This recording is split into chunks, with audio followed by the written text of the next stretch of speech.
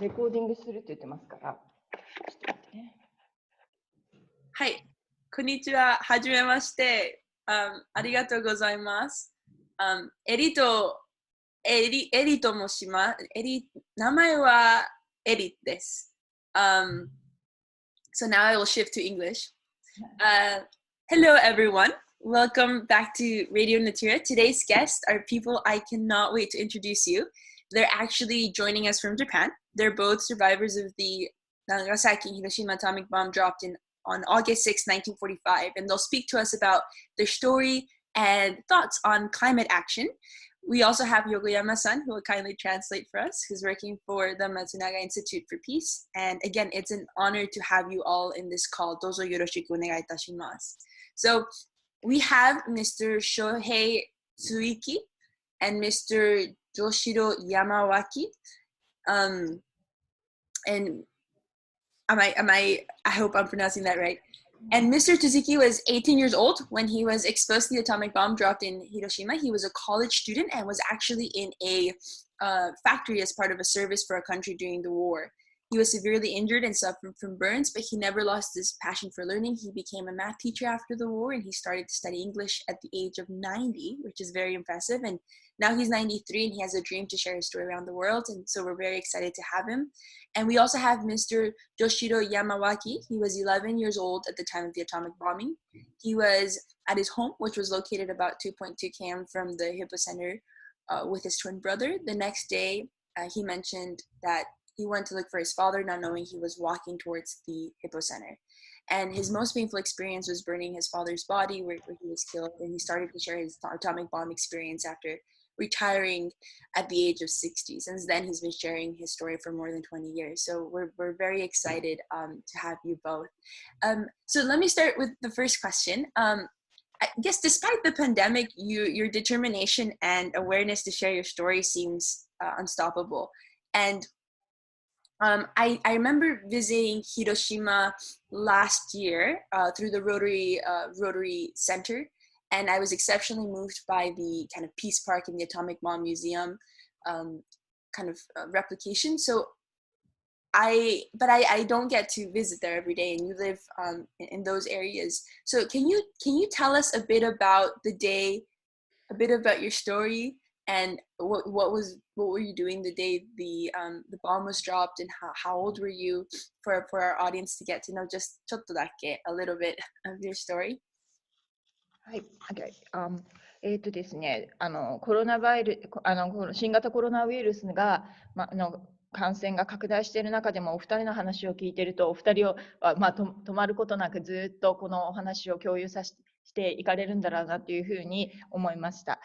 私自身は広島は行ったことあるんですけれども、そこで原爆の資料館を見て非常にいろいろな思いを持ったんですけれども、普段あまりやっぱり対面いつも考えていることではないんですよねっていうのがコメントです。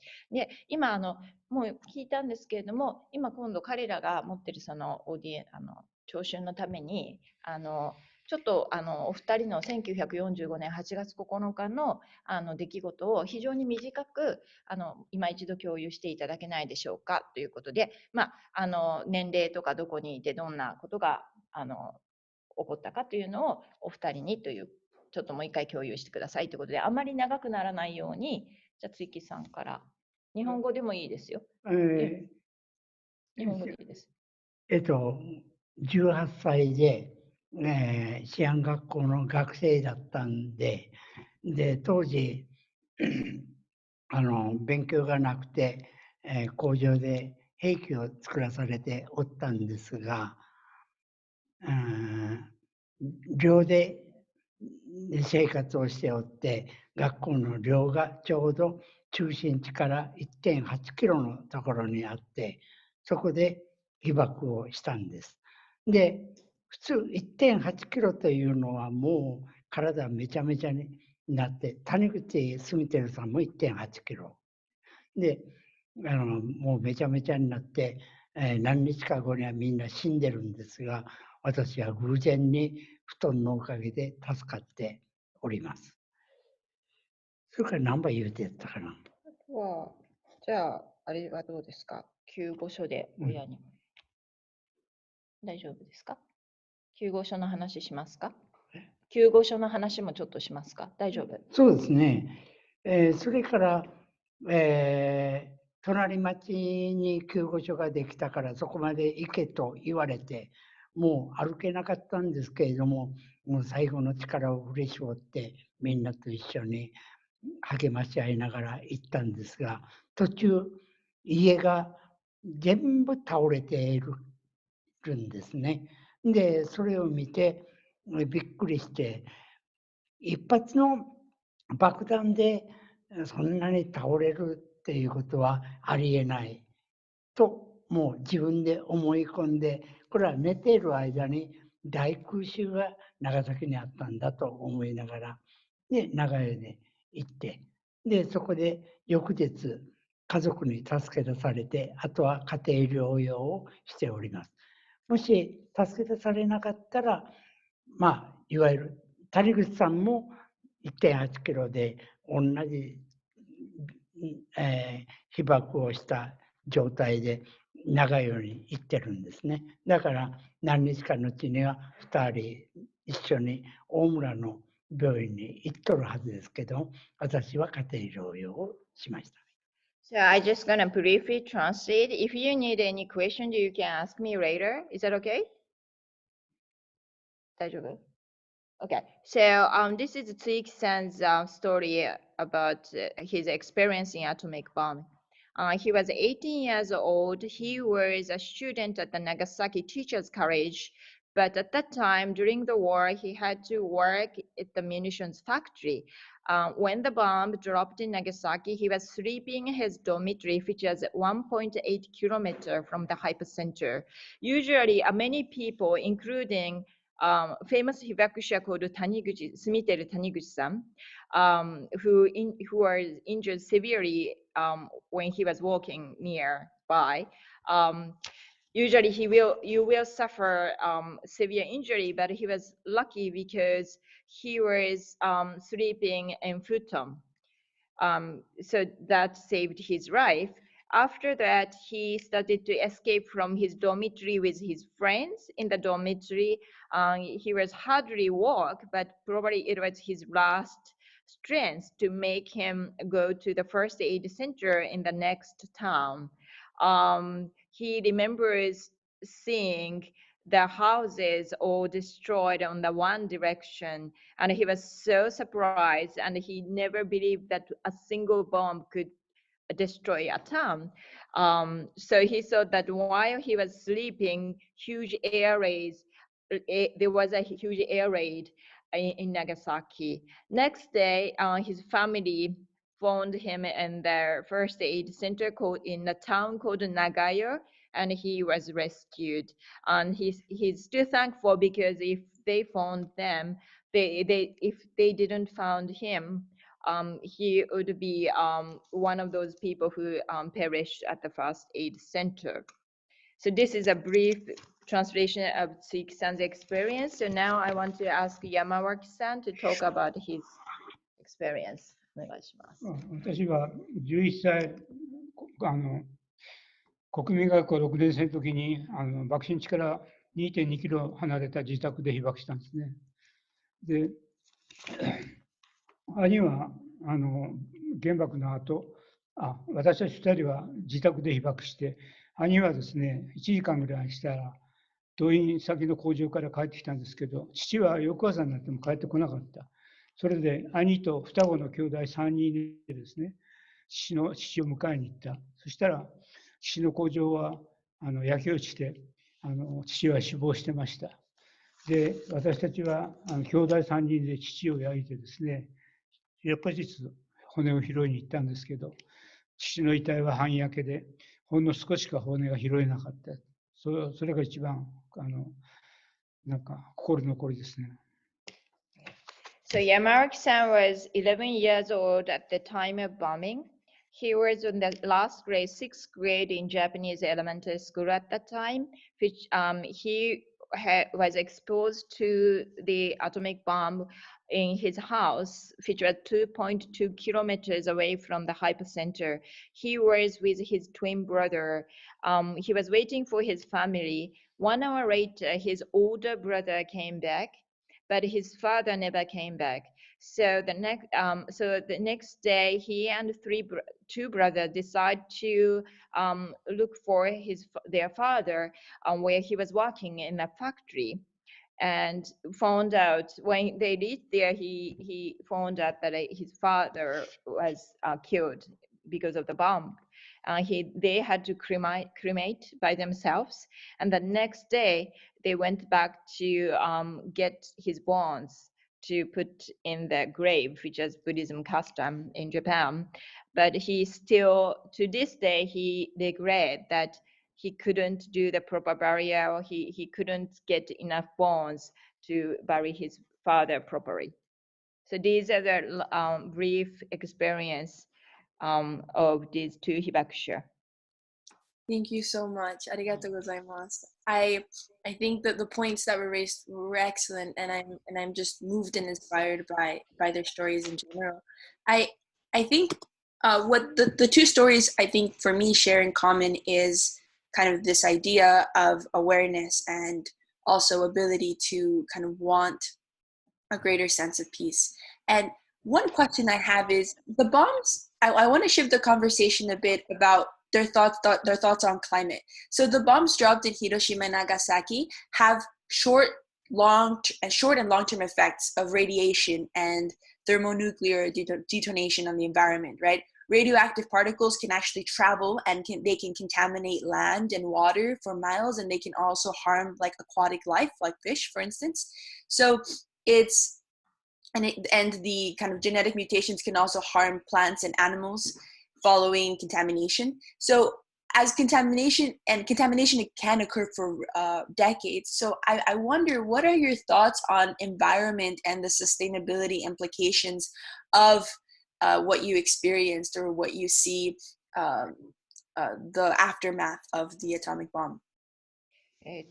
簡単に言いますと、今のお話を聞いて、私まずコメントなんですけど、特にいろいろ気づかせることがあって、平和をもっと希求していくことが大切だなと思ったんですが、一つ長崎の原爆の環境面での影響っていうのも少し学生に伝えたくて、例えば一般的にはおそらく短期的または長期的に何らかの影響が環境面でもあったっていうふうなことはあると思うんですけれども、土壌が汚染されたり、あるいは何か人体に影響があったり、子どもたちとかに影響があるようなお話を聞いていたりあったら教えてくださいっていうので、75年入らなかったとかそういうのもありますしね、言われてたとか、あるいは体面。ただ彼女は土地とかどんな感じだったと思います？なんか影響がありませんかっていうのを聞いてます。思いついた方からでどっちでもいいです。長崎の原爆は広島よりももっとひどいものだったって聞いてるんです。で、しかし死者にしても負傷者にしても広島より少ないんですね。それはやっぱり山が多くて、山の裏側の人々は割合助かってるんです。もちろん爆風で家もめちゃめちゃにはなっておるんですけれども、割合助かってるんです。で、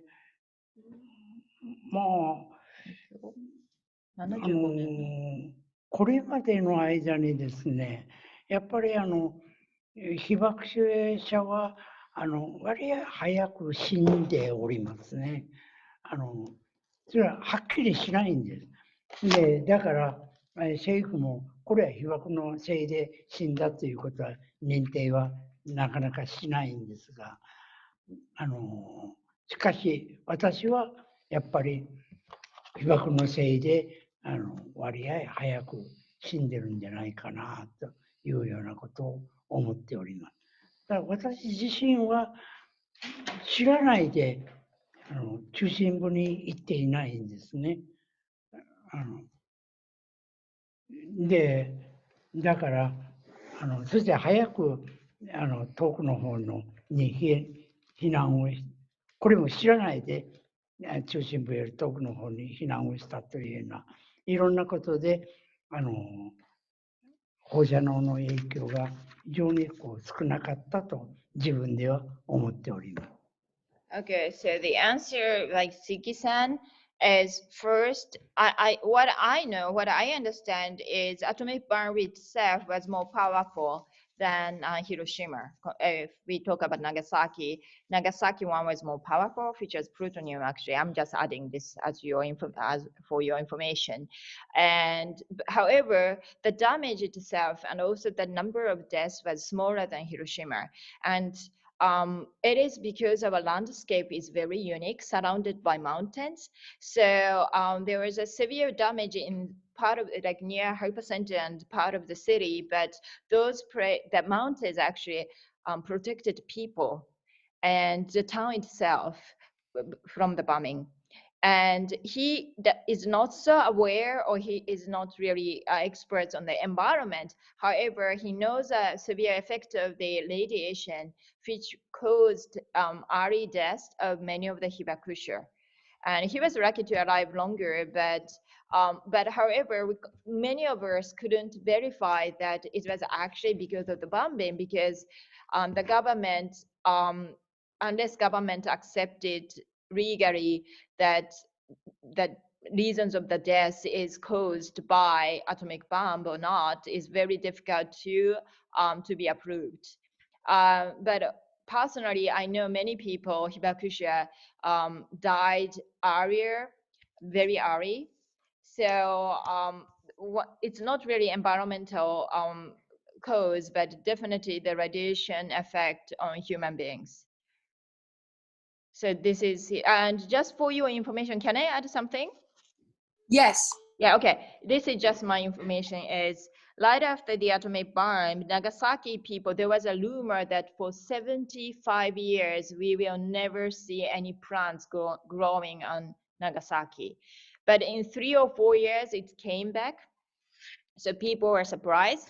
However, one thing which I cannot verify, but some of the scholars say after the atomic bomb, when people are still suffering and rebuilding their houses and their life, there was a huge typhoon hit Nagasaki.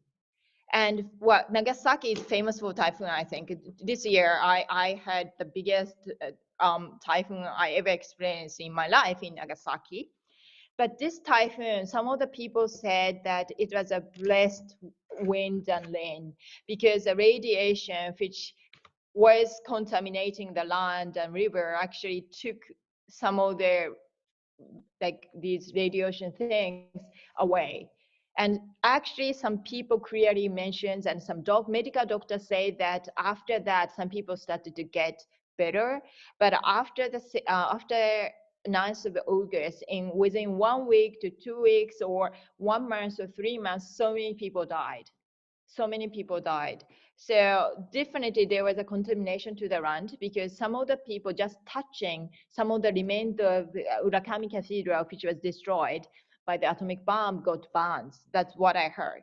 But this is not, I can't really tell as a fact because so many things are not known after the war, all this confusion. And government took quite some time to approve that the cause of death was radiation, something so. But now I want to hear from Yamawaki-san. Thank you. 私たち兄弟3人はですね、爆心地原爆の翌日、翌々日、8月10日と11日に爆心地から500メーターの土の工場に行ったんですね。で、長崎大学の調査によると、爆心地から500メーターまではものすごく残留放射能があったというデータが出てるんですよ。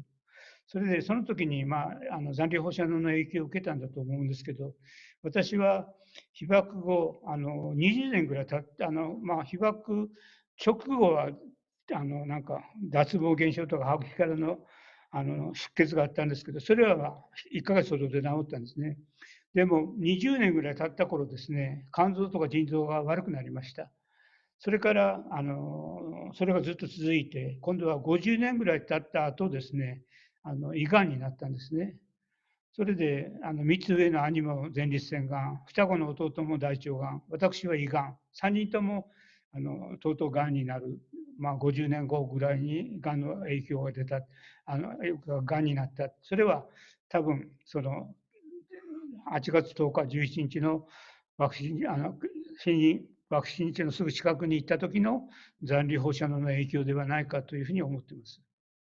Again, it's not really answering your question on environment, but Yamawaki-san also want to share about his health problems, because he and his twin brother and his older brother went to look for their father in a factory where his father was working, which was only 500 meters away from a hypercenter.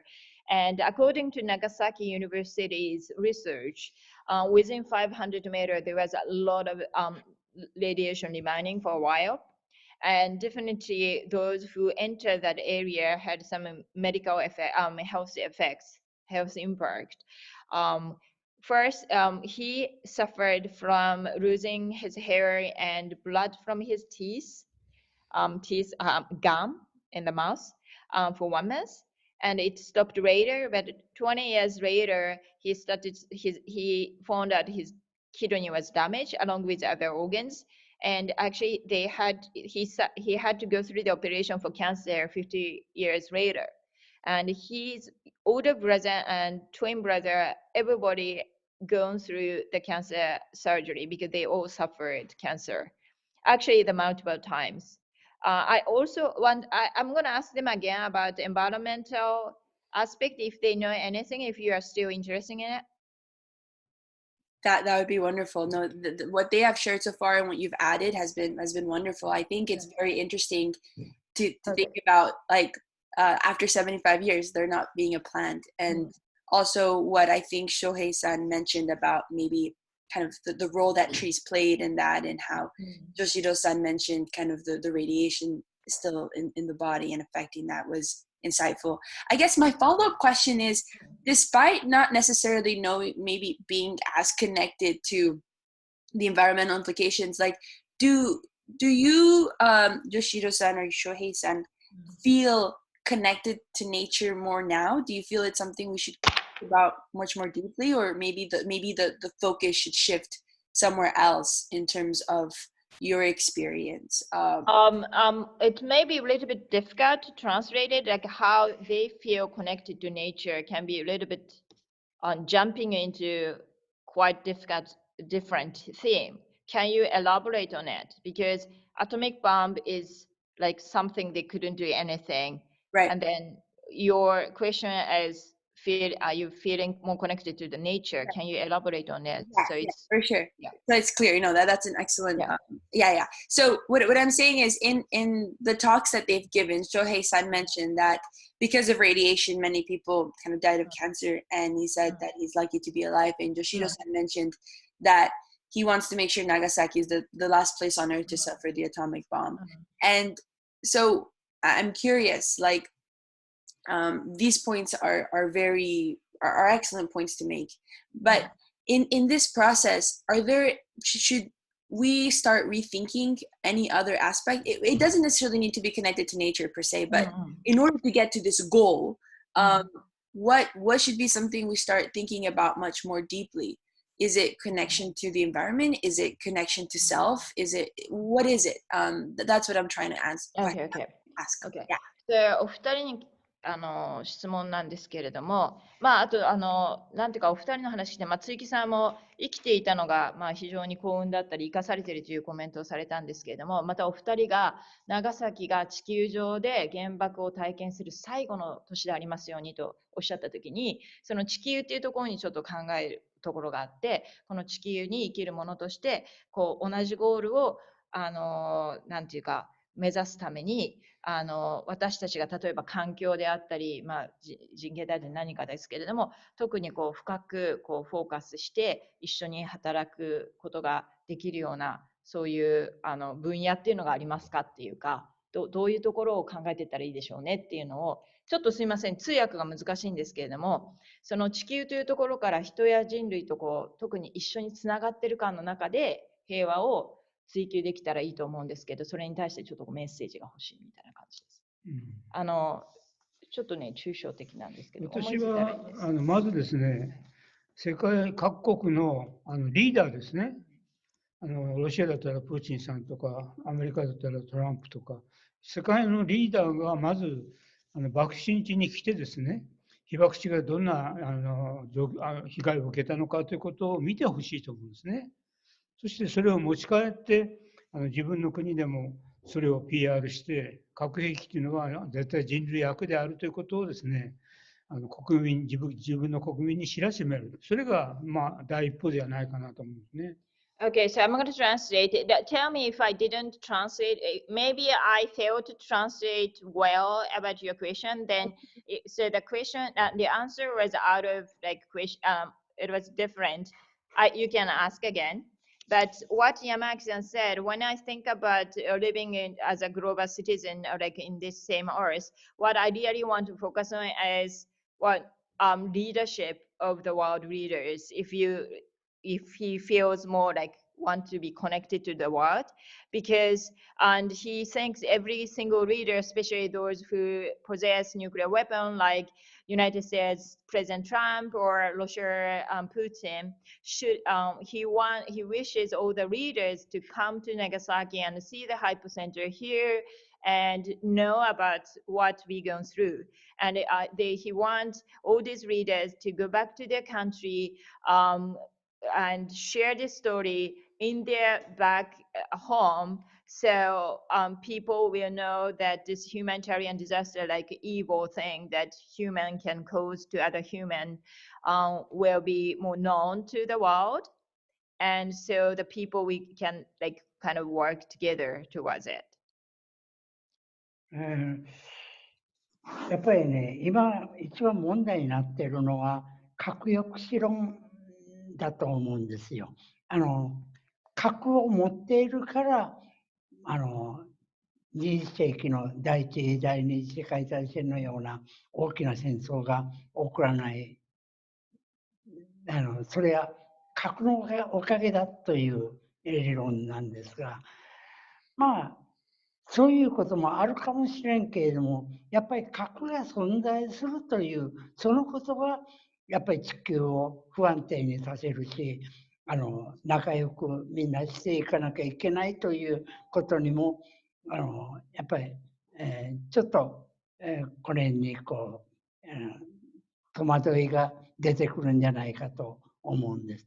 だからやっぱり核抑止論を、なくすように、もっともう一歩進んだ考え方で世界が統一できるような、本当に統一しなきゃいけないと思うんです。今のように通信が発達しておる現在ですね。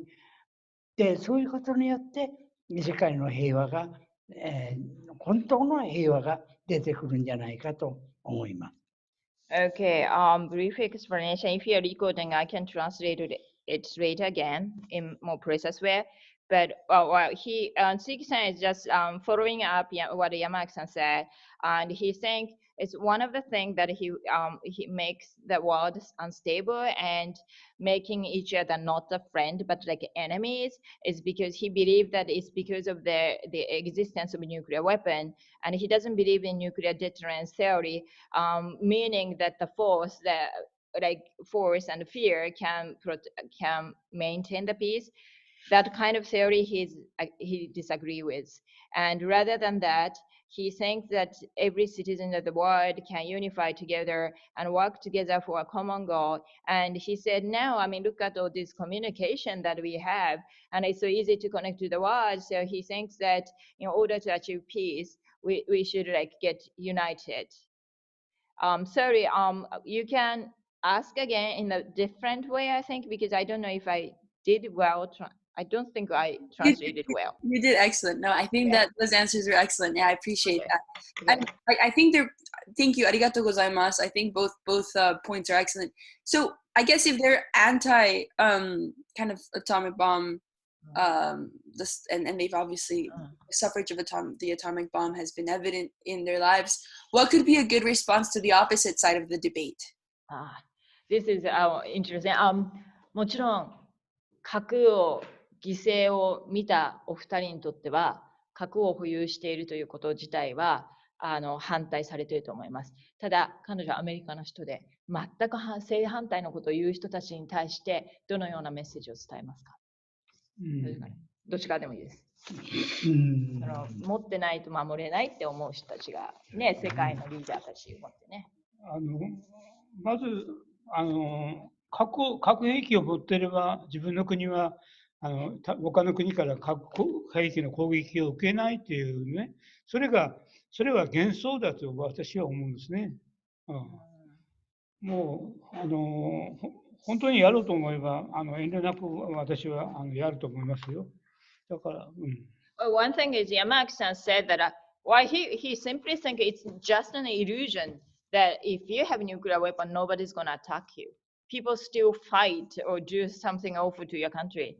So the nuclear deterrence itself is based on illusion. That's his personal view.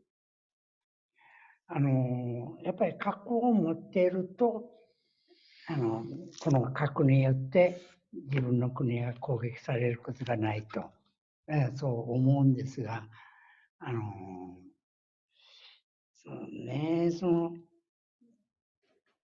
核がやっぱり、持っているということが最終的に核戦争が絶対に起こらないということはありえないと思うんですよ。だからやっぱりアメリカの人やら、ソ連や中国の人たちにもやっぱりその核をやっぱり持つということに対する最終的な問題をやっぱりもっともっと考えてもらいたいなと思いますね。Okay, so Tsuki-san also agree with Yamawaki-san that having a nuclear weapon does not make your country protected. He doesn't believe in it, and he's very skeptic about if you have nuclear weapon, no war. I mean, nuclear weapon is stopping war, the major war in the world. Kind of theory is he think itself is unrealistic. People may fight anyway. So he wants the big countries who possess the nuclear weapons, such as United States, Russia, and China, and other countries, should understand that owning nuclear weapon itself is ethically wrong, and it's not really helping in the end. So that these are the kind of their comments. Yeah, thank you so much. I really enjoyed hearing your thoughts, especially the part where you talked about leadership, how leadership should shift, and consider these issues a bit more. I guess really quickly, I guess our audience is very interested in the sustainability nature aspect of it. So what if you think leaders should be what we strive for? If the leaders leaders in very powerful countries or even leaders in Japan, what do you think they should say about maybe the environmental implications of what the bomb has caused?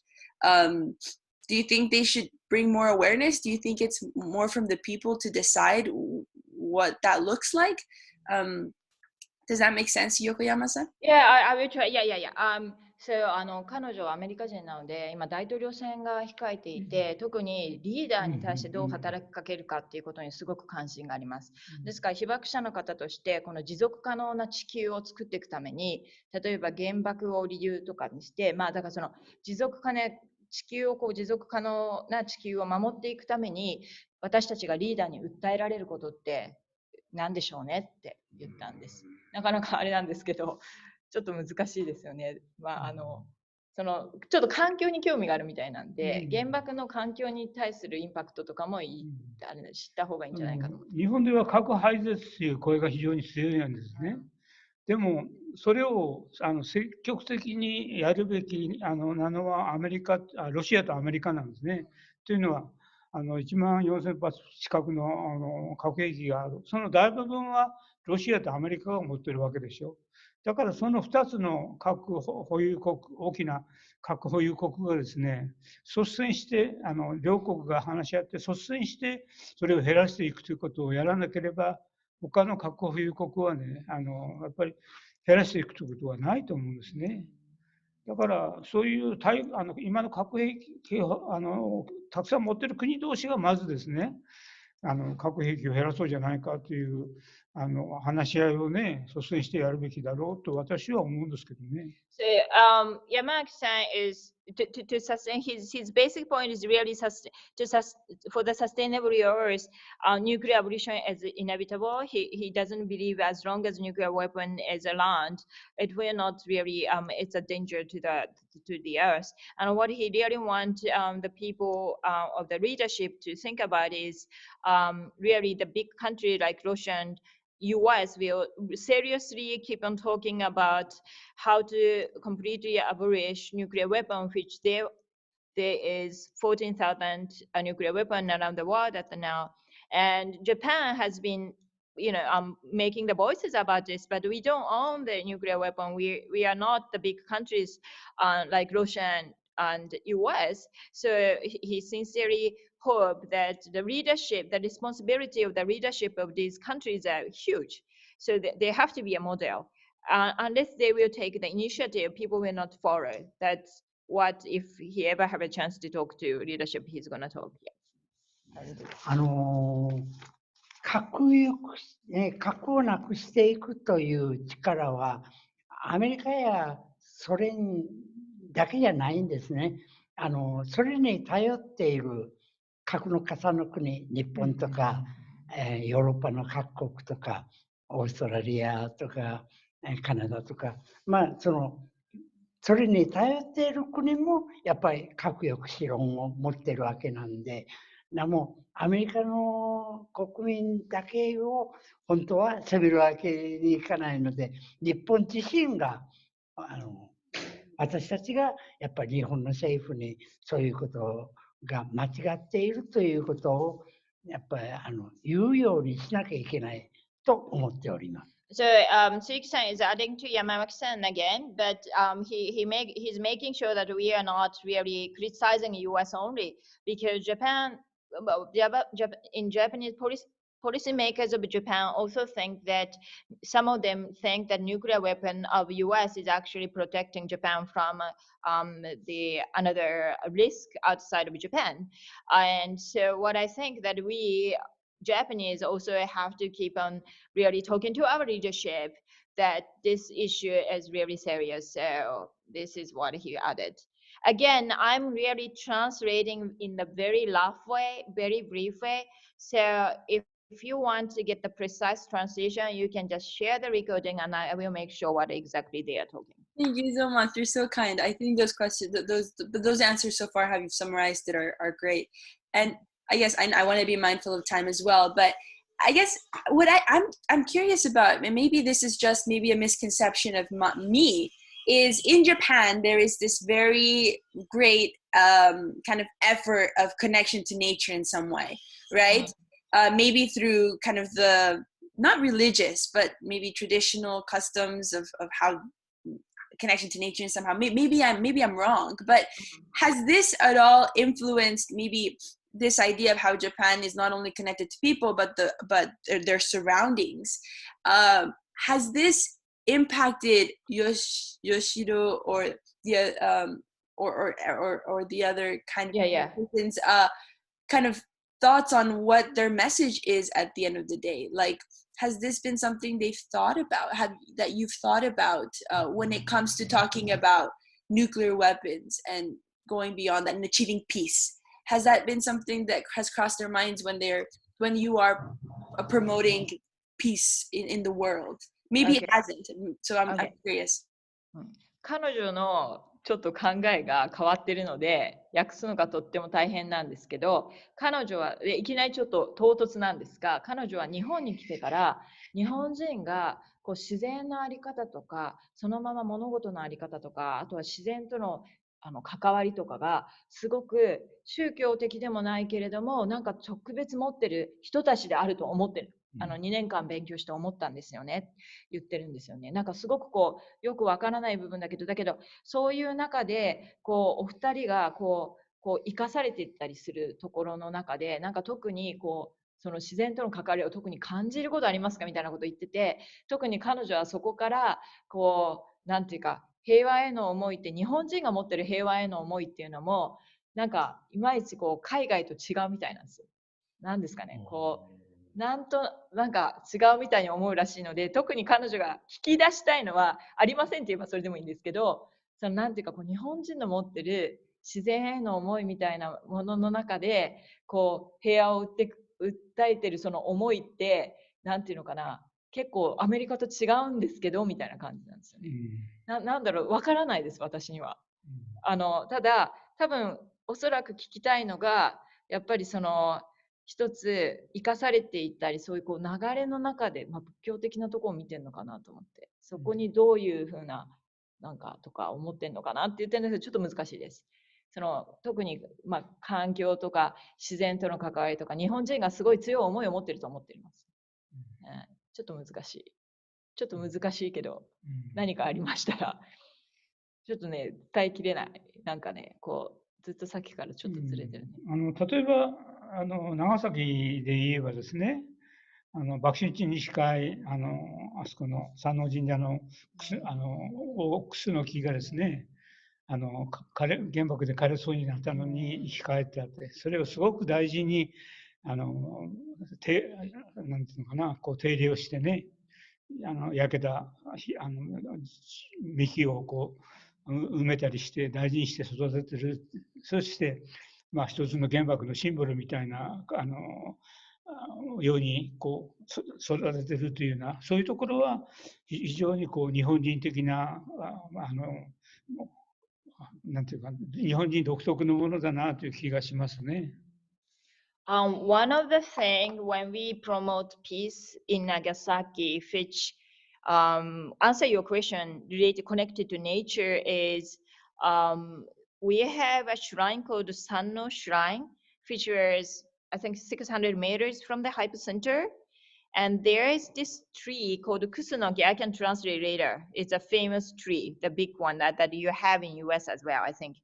And because the tree was burnt because of the atomic bomb and the fire, but how the locals, we Nagasaki people, didn't take it away, but we decided to keep it and make it alive, the burnt trees. And there's 2 big trees now because we kept it and we tried to make it alive again.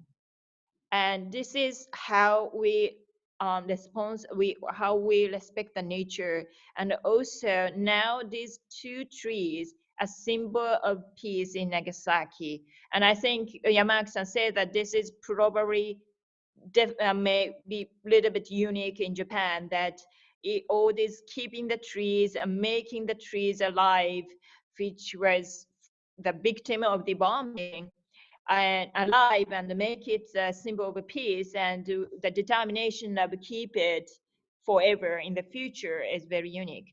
And I will add something. And yes, we city people, city has an official project to keep on protecting all these plants and trees which was burned by the atomic bomb. So usually we do this kind of pre-planting. Maybe you have it in US too? アメリカでもあるのって聞いてみました。多分。Okay. So なんかあります？ちょっと難しいけど。そうね。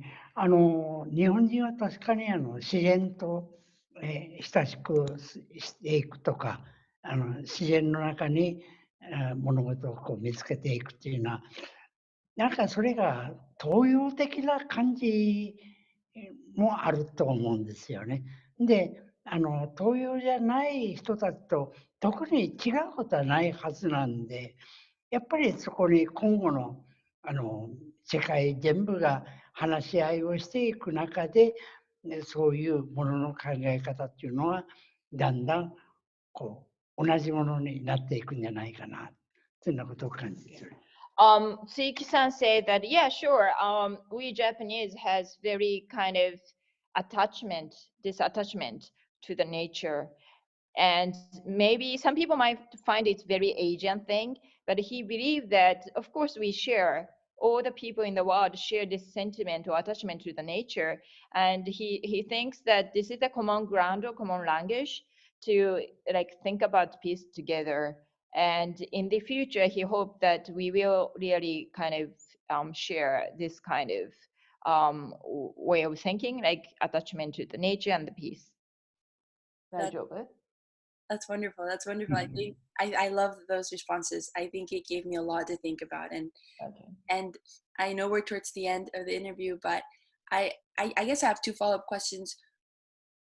How even though nature can become, as he said, a language where we can all empathize and talk together, it's still very hard, right? It's not so easy. And so I guess what would be his response to that? And I guess for people who want to do a lot, like young people or older people who want to engage in action and maybe want to learn from their message, what can they do? And also for Yoshiro-san, I think the point on kind of the trees as symbols is very beautiful. But do we need to do more than that? Do we need to learn about this? What else can we do that I think would enable this kind of thinking to keep? またちょっとから外れちゃってるんですけど、ちょっと難しい。まあ、OK。いろいろ、やっぱりいろんなことを考えていく中で、どうしても世界の人はどうしても共通言語を生み出せないというか、一緒になれない。どうしてもって思う、難しいと思います。でも今日のお話を聞いて、やっぱりその共通のことを見出していくっていうのはとても大切で、特に例えばさっき言ってた木とかも、三能神社のお話とかも、一つの行動に起こされた目に見えるものだと思うんですけど、実際にもっと行動を起こしてほしいもの、起こせるものとして、若い人、まあ若い人じゃなくてもいいですよって言ってたけど、特にこれこうしてほしいなって思うことはありますか、っていうメッセージ。私はですね、将来の平和を築いていくというためにね、今の若い人たちが国の国境を越えてね、交流を盛んにするということがとても大事なことだなと思うんですね。まあコロナの前はなんかアメリカの高校生とかね、大学生もかなりたくさん日本に来てましたよね。ああいうふうにいろんな国から被爆地を訪問してもらう。そして日本のいろんな都市の若者たちとも交流を広げてね、広げていくということが将来の平和の基礎を築いていくことになるんじゃないかなという気がしますね。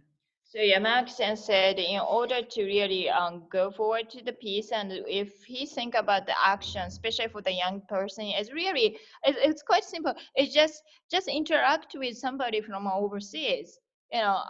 Before COVID-19 hit the world, many university students came to Nagasaki and just interact with our youth. And he believed that in order to achieve peace, this simple act of interaction, making friends from overseas, is so important.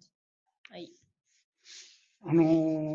昔は地球の反対側の人と、交流するためにはやっぱり何ヶ月も、時間がかかったんですね。これじゃ話ができる進むわけないのであって、しかし現在こうしてね、もう地球の反対側の人とも直接パッパッパッと話ができるということがやっぱり現代の科学の力だと思うんですよ。だからそういう意味でなんとか地球を一つにしていきたい、そういう思いでいっぱいです。He said, whenever a long time ago, I could never imagine talking to somebody from the other side of the world. But now look at this, we can just communicate like this to somebody from overseas so easily. And this is something, this technology development is something really contribute to the peace. And he really want to continue this kind of interaction with overseas. Yeah. Wonderful. はい、わかりました。はい。ありがとうございます。Thank you so much. I have learned so much. And はい、本当にありがとうございました。My last thing is, if you will be around in Japan, yes, we can do so many events including Hibakusha, or even talking to some US former veteran or whatever, to promote peace, and then interacting with youth and Hibakusha, sharing to the world. So if you have any friends, circle of friends who want to, are you still active in Adopachem? はい。 Then we can do some event in the future using our youth volunteer Hibakusha and your PhD or whatever the student in ICU. Yes, for sure. Yeah. I think there's a lot Sure. of potential in a lot of We things. can come up with so many ideas. はいはい、for And sure. then if you could connect us to US Yes, too, yes. that would be great. We can co-host something. Huh? Yeah, for sure. I think, Yeah, sure. はい、And for Nagasaki side, thank you for this opportunity. Thank So you. you are reaching to your friend in US as well using your podcast, or Yes. mainly for Japan? Yes, exactly. Okay, okay. So 彼女これ録音したのラジオのようにして向こうの団体とかにシェアしますということであって、thank you so much because Nagasaki is such a small town, but we can using all this technology and support by your some people who are interested like you, we can reach to the world. And again, we don't have time. Right. We have this sense of urgency. We don't have time. They are very old, and they know that. You know, they sometimes tell me that they may not be able to talk next year. So if there will be any good proposal, I want to work together. Yes, for sure. Yeah. I think Thank you so much. yeah, oftentimes we get a lot of discussion on Nagasaki and Hiroshima, but not on within the context of, I guess, sustainability or the context that they talk about now, which is really interesting leadership. So I'm very humbled by their resilience, and it's honestly an honor to speak to them 75 years after the actual bomb, and seeing them now and being able to speak on the screen has been amazing. So thank you so much. 本当ありがとうございました。直接お話できて本当に感謝します。また特に実はですね、大統領選を向けてリーダーシップに関してはいろいろ考えさせられたので、その辺もお話しラジオみたいにしたいと思います。Thank you ありがとうございました。ありがとうございます。日本語ちょっとでもごめんなさい。でも頑張ってください。ありがとう。頑張って日本語。またね。はい、ありがとうございました。どうも。はい。